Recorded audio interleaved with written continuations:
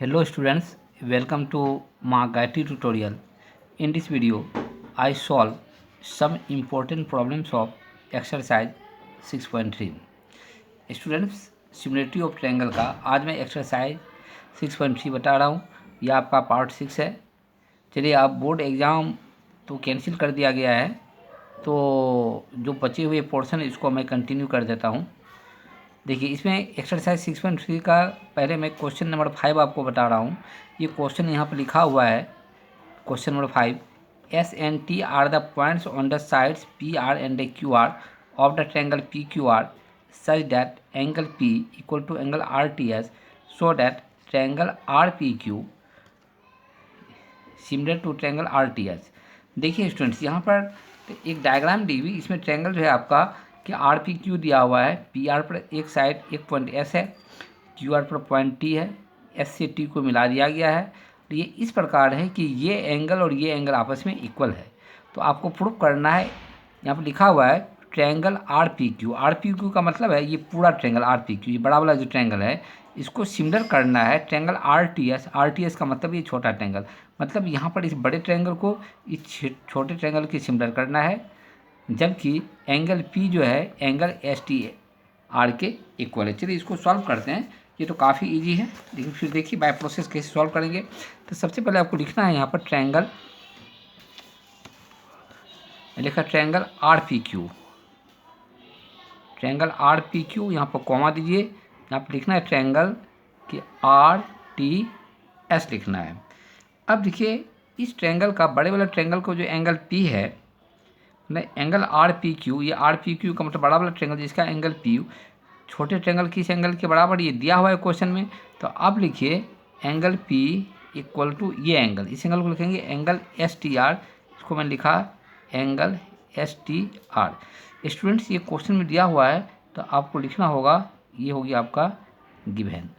अब आपको देखना है कि इसमें एक ऐसा एंगल है जो दोनों में कॉमन है। वो कौन सा एंगल है? देखिए एंगल आर। तो एंगल आर तो छोटे ट्रायंगल में है, साथ ही साथ ये बड़े ट्रायंगल में भी है। जब दोनों ट्रायंगल में एंगल आर तो ये कॉमन है, तो इसको लिखना होगा कि angle R equal to angle R, ये कॉमन है, तो इसको मैंने लिखा यहाँ पर कॉमन। तो स्टूडेंट्स, जब दो ट्रायंगल के दो एंगल इक्वल हो तो कंडीशन ए से भी सिमिलर हो जाता है। ऐसा क्यों होता है? तो ऐसा इसलिए होता है, आप जानते हैं अगर दो ट्रायंगल के दो एंगल इक्वल हैं तो थर्ड एंगल वो अपने आप इक्वल हो जाता है। क्यों? तो ट्रायंगल की तीनों एंगल की सम जो है 180 तो होना है वो, तो इसीलिए थर्ड एंगल अपने आप इक्वल होगा। इसलिए अगर दो एंगल इक्वल है तो इस केस में ट्रायंगल सिमिलर हो जाती है। कंडीशन लिखेंगे बाय ए मीन्स ए, राइट। चलिए अब लिखते हैं कि therefore triangle R P Q ये सिमिलर हो गया triangle R S T, triangle R S T. Condition क्या होगा? ए। तो स्टूडेंट्स, यही आपको प्रूव करना था, यहाँ पर लिखा हुआ है, तो जो प्रूव करना था मैंने इसको प्रूव कर दिया। चलिए हम नेक्स्ट एंगल की ओर चलते हैं। स्टूडेंट्स देखिए, इसी एक्सरसाइज का क्वेश्चन नंबर 6 बता रहा हूँ। ये डायग्राम दिया हुआ है ट्रायंगल ए बी सी, इसमें ए बी पर पॉइंट डी दिया गया है और ए सी पे एक पॉइंट ई है। अगर डी से ई को आपने मिला दिया, अब देखिए यहाँ पे दिया हुआ ट्रायंगल ए बी ई का मतलब क्या हो? देखिए डायग्राम देखिए ए बी ई, या इसको ऐसा भी कहा जा सकता है triangle A B. Triangle A B triangle A D C के सिमिलर दिया हुआ, मतलब ये ट्रायंगल और आपका ये ट्रायंगल ये सिमिलर दिया हुआ है। देखिए triangle A B E similar triangle A C D, तो ये दिया हुआ है। और आप जानते हैं कि 9th क्लास से ही आप पढ़ चुके हैं, अगर दो ट्रायंगल सिमिलर होते हैं तो उसकी एरिया भी आपस में इक्वल होती है। तो इसलिए ये दोनों ट्रायंगल सिमिलर है ए बी ई, तो लिखेंगे area of triangle A B E. लिखिए area of triangle A B E, area of triangle A B E. Triangle A B E की एरिया क्या होगा? ये ट्रायंगल ए सी डी के triangle की सिमिलर है, तो area of triangle A C D हो जाएगा। क्या हो जाएगा? Area of triangle A C D. ठीक है, अब स्टूडेंट डायग्राम को देखिए, मैंने लिखा है ए बी ई यहाँ से यहाँ तक है।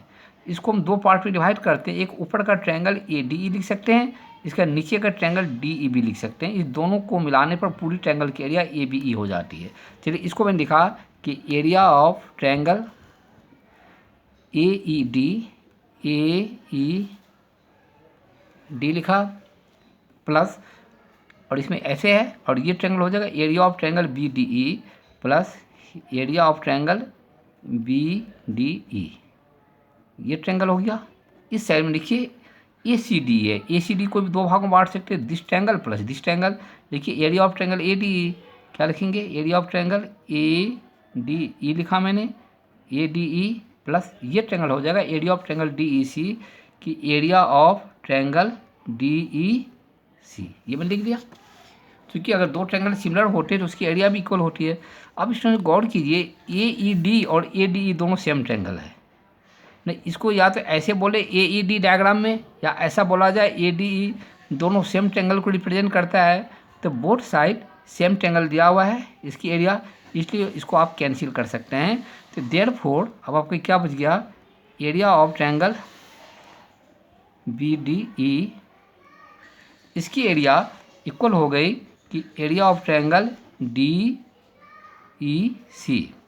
अब यहाँ पे देखिए मेरा ये प्रूफ हुआ। अब देखिए BDE ये ट्रायंगल है और DEC आपका ये ट्रायंगल है। ये दोनों ट्रायंगल जो है इसकी एरिया इक्वल प्रूफ हो गया है। ये दोनों ट्रायंगल एक ही बेस पर बने हुए हैं DE पर। आप 9th क्लास में पढ़ चुके हैं, अगर दो ट्रायंगल एक ही बेस पर आधारित हो, एक ही बेस पर बने हुए हों और between the same parallel line, तो they are equal in the area. आपने 9th क्लास में पढ़ा है। यहाँ पर दो ट्रायंगल की एरिया इक्वल दी हुई है और हम देखते हैं दोनों ट्रायंगल एक ही बेस DE पर बना हुआ है। तो इसका मतलब है कि निश्चित रूप से DE जो है वो BC के पैरेलल होगा। नहीं तो इसको आप लिखिएगा कैसे, जब ये दोनों ट्रायंगल की एरिया इक्वल प्रूफ हो गई तो आप लिखिए they lie on the same base. ऐसा लिखिए, they lie on the same base, they lie on the same base. ऐसा लिख सकते हैं, they lie on the same base, on the same base. इसका मतलब है तो दोनों ट्रायंगल के एक ही बेस पर बने हुए हैं और इसकी एरिया भी इक्वल है। ये तभी संभव है जबकि DE BC के पैरेलल हो। तो लिखना होगा कि देयरफॉर DE पैरेलल BC।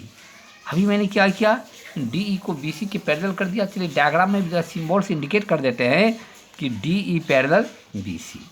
अब देखिए आपको इजीली प्रूफ हो जाएगा। प्रूफ क्या करना है कि ट्रायंगल ADE ऊपर वाले की जो ट्रायंगल है, अब पूरा ट्रायंगल ABC के साथ सिमिलर करना है। तो चलिए यहाँ पे लिखा मैंने ट्रायंगल ADE, ट्रायंगल ADE, यहाँ पर कॉमा दिया और लिखा मैंने ट्रायंगल ABC। अब स्टूडेंट देखिए, अब देखिए ये जो छोटा वाला ट्रायंगल है ऊपर का, इसमें तो एंगल A आया है। क्लियर देखिए डायग्राम, कोई क्लियर है, ये कोई दिक्कत नहीं है।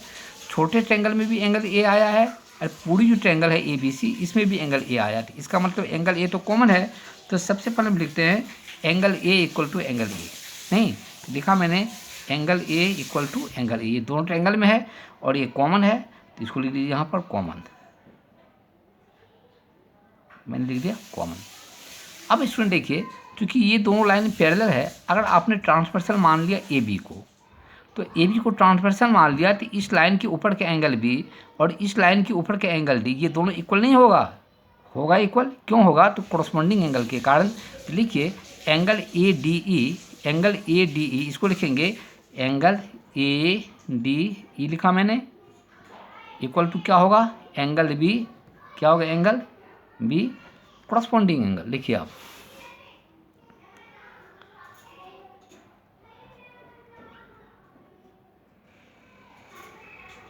कोरस्पॉन्डिंग एंगल, कोरस्पॉन्डिंग एंगल के कारण ये दोनों इक्वल। अब जानते हैं दो पैरेलल लाइन को अगर ट्रांसवर्सल लाइन कट करती है तो दोनों यहाँ पर कोरस्पॉन्डिंग एंगल जो होते हैं इक्वल होते हैं। इसी तरीके से जैसे ये कोरस्पॉन्डिंग एंगल है, उसी तरीके से अब AC को अगर ट्रांसवर्सल कंसीडर किया जाए तो इस केस में आपका एंगल ये E जो है और यहाँ के एंगल C जो है, ये दोनों भी आपस में इक्वल हो जाएंगे तो कोरस्पॉन्डिंग एंगल के कारण। तो लिखना होगा आपको एंगल AED, लिखिए angle AED equal angle C, ये भी कोरस्पॉन्डिंग एंगल है। चलिए इसको ऐसे देखते हैं, लिखने की ज़रूरत नहीं है इसको मैंने, इसका मतलब ऊपर की लाइन सेम टू सेम लिखी हुई है। तो आपने देखा कि छोटे ट्रायंगल और बड़े ट्रायंगल के तीनों एंगल आपस में इक्वल हो गए। तो क्लियर है कि दोनों ट्रायंगल सिमिलर होंगे, तो बाय द कंडीशन A। चलिए आपका ये प्रूफ हो गया, जो आपका प्रूफ करना, जो आपका डेस्टिनेशन था वहाँ तक हम लोग प्रूफ कर चुके हैं। चलिए लिखते हैं कि देयरफॉर ट्रायंगल ADE, ADA लिखा और सिमिलर का सिंबल ये होता है, लिखिए ट्रायंगल ABC और कंडीशन लिखनी होगी तो by the condition AAA hence it is proved. इसको मैंने लिख दिया प्रूव्ड। चलिए स्टूडेंट्स, आपका सेकंड इक्वेशन जो है अपने की सेकंड क्वेश्चन जो है प्रॉब्लम क्वेश्चन नंबर 6 ये भी मैंने प्रूव कर दिया। चलिए नेक्स्ट क्वेश्चन की ओर चलते हैं। स्टूडेंट्स अब देखिए इस एक्सरसाइज का मैं क्वेश्चन नंबर 8 बता रहा हूँ। ये बहुत इजी क्वेश्चन है। देखिए इसमें लिखा हुआ है क्या, ABCD एक पैरेललोग्राम है। ABCD एक पैरेललोग्राम है। इस पैरेललोग्राम की जो साइड AD है इसको आपने प्रोड्यूस किया। अब प्रोड्यूस करने के बाद इस प्रोड्यूस साइड पर मैंने पॉइंट E लिया और पॉइंट E को मैंने B से मिलाया। तो ये EB लाइन जो है ये DC को कहाँ पर कट करती है, F पर। क्लियर है, ये क्वेश्चन लिखा हुआ है क्लियर ऊपर में, ठीक है, F पर कट करती है। मतलब क्वेश्चन का मतलब ये है पैरेललोग्राम की जो ये जो साइड AD है, AD को मैंने प्रोड्यूस किया और इस प्रोड्यूस साइड पर मैंने एक्सटेंड किया। इस एक्सटेंड साइड पर पॉइंट E लिया, E से मैंने B को मिलाया। अब ये BE जो है लाइन ये DC को F पर कट करती है। तो आपको प्रूव करना है ट्रायंगल ABE, AB का मतलब ये बड़ा वाला ट्रायंगल, इसको सिमिलर करना है छोटा ट्रायंगल ये CFB के साथ। देखिए काफ़ी इजी है, मैं बताता हूँ। चलिए मैंने लिखा यहाँ पर ट्रायंगल ABE, ट्रायंगल ABE लिखा, यहाँ पर कॉमा दीजिए, फिर लिखा मैंने ट्रायंगल FCB, इसको मैंने लिखा FCB। अब देखिए स्टूडेंट, अब देखिए बड़े वाला ट्रायंगल का एंगल A तो छोटे वाले ट्रायंगल के एंगल C के इक्वल होगा। आप कहिएगा इक्वल क्यों होगा, तो इसलिए इक्वल हो गया क्योंकि पैरेललोग्राम के अपोजिट एंगल तो इक्वल होते हैं और ABCD आपका क्या है, पैरेललोग्राम है। तो आपको लिखना होगा कि एंगल A इक्वल टू आपने लिखा angle C cause the opposite angle of parallelogram. चलिए इसको लिख देते हैं opposite angle of parallelogram. Parallelogram हम लोग ऐसे लिखते हैं अपोजिट एंगल ऑफ पैरेललोग्राम, ठीक है। कम से कम एक एंगल और लेना होगा। अब स्टूडेंट देखिए पैरेललोग्राम की अपोजिट साइड तो पैरेलल होती है, तो यहाँ पे AD और CB आपस में पैरेलल है। तो AD को आप सीधी लाइन में इसको प्रोड्यूस किया है E तक, तो क्लियर है आपका AE लाइन और CB लाइन जो है ये भी आपस में पैरेलल है। अब आपने EB को ट्रांसवर्सल माना है, इस दो लाइन को ट्रांसवर्सल AB ज्वाइंट कर रही है, तो ये एंगल आपस में क्या हो जाएगा, इक्वल हो जाएगा। तो इसको लिखेंगे एंगल E, क्या लिखेंगे, एंगल E इक्वल टू क्या लिखेंगे, एंगल FBC, क्या लिखेंगे, एंगल FBC,